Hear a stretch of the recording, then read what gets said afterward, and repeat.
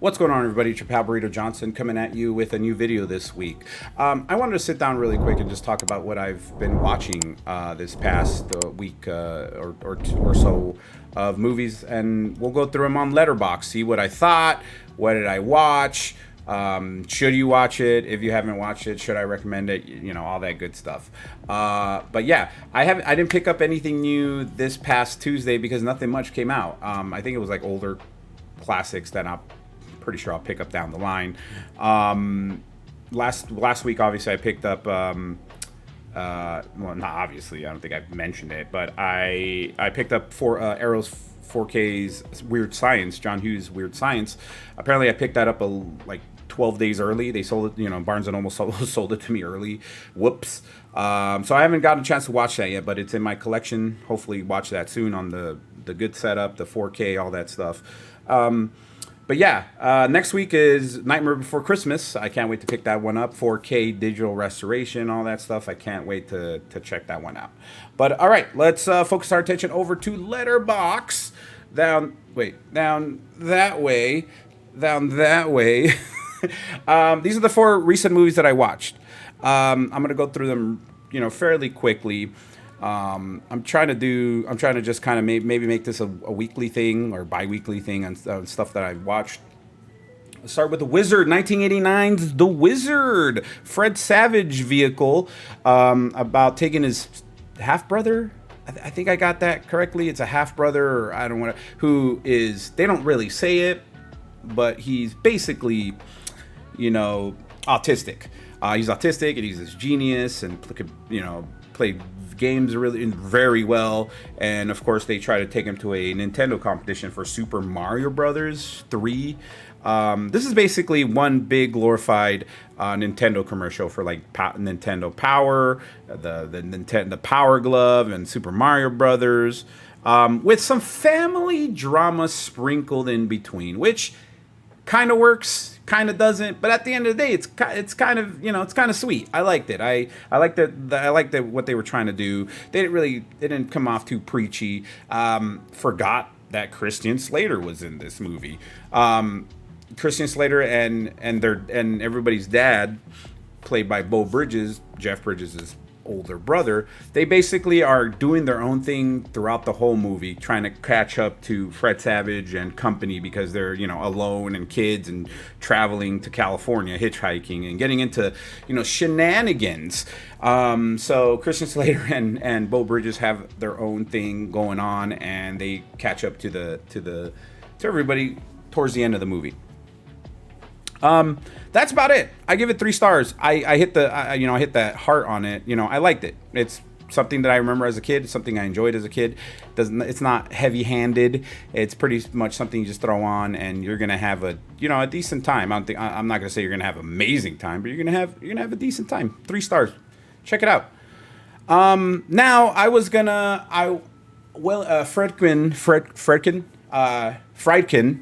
Fredkin died last week, I believe, or 2 weeks ago, and I'm a massive fan of his. Listen, I still hold The Exorcist as one of the greatest horror movies of all time. The French Connection is amazing. All his movies are pretty good, man. I don't know about his later movies and later on in his career, but Fredkin in the 70s is amazing, and Sorcerer is no different. I haven't seen The Sorcerer in a very long time. Came out in 1977, around the time Star Wars came out. And I mean, that probably wasn't the best decision on that part, but when I watched this again, it jarred me how much of a tonal difference this took, because you start off with one movie and then you end up with another movie in the jungles of God knows where, with Roy Schreider trying to move some trucks full of explosives down from one part of the jungle to the other part of the jungle, if I'm not mistaken. And it's pretty tense.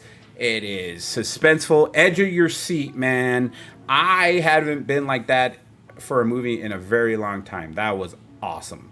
So yeah, watch this movie. I gave it 4 stars. I don't think it's quite a 5, but it's a 4 for sure. It is damn near a masterpiece. But yeah, just that tonal switch was awesome. Really, really check this out if you like suspenseful movies. And this one is no damn difference. Yeah, 4 stars on that one.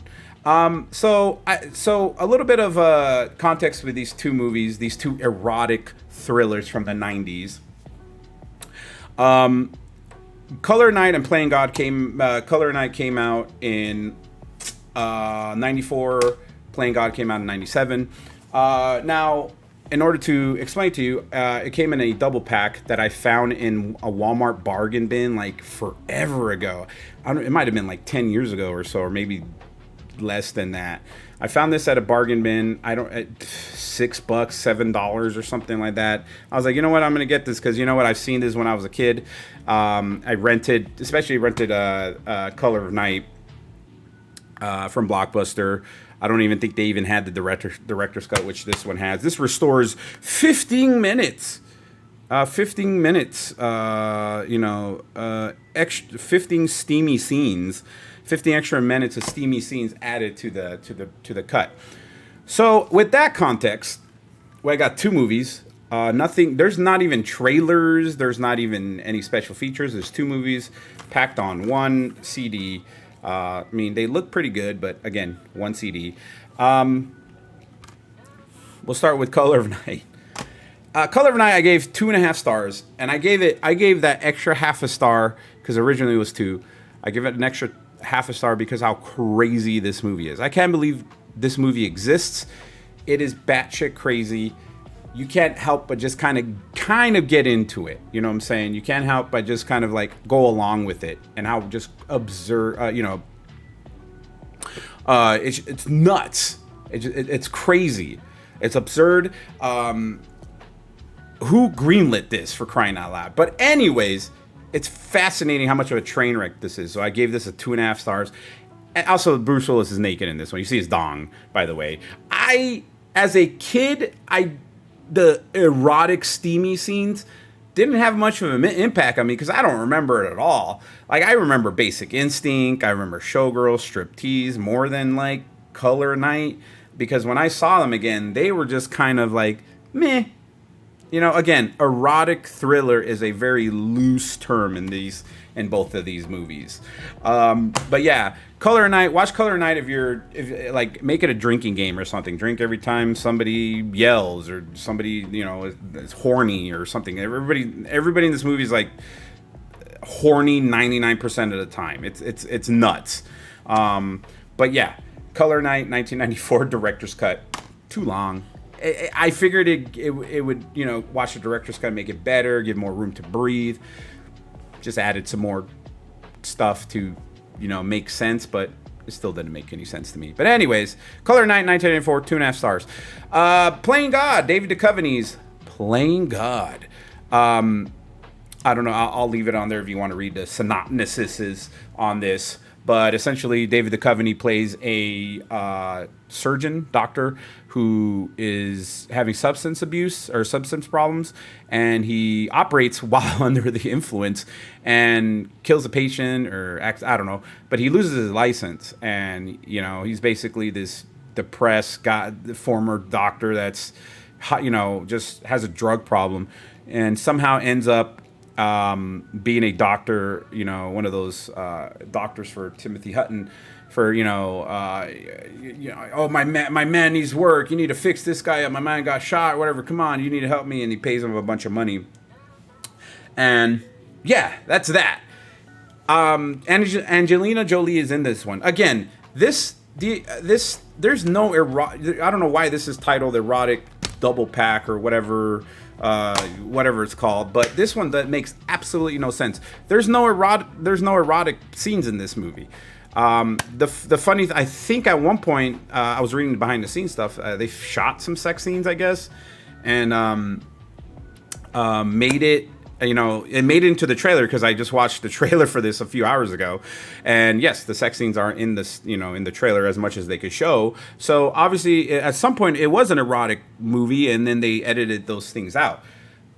What you're left with is, I'm not saying that those erotic scenes would have made this movie a billion times better, but all that really leaves is just a standard thriller David Duchovny versus Timothy Hutton, which ends in an underwhelming, mediocre movie. So I gave it a star and a half.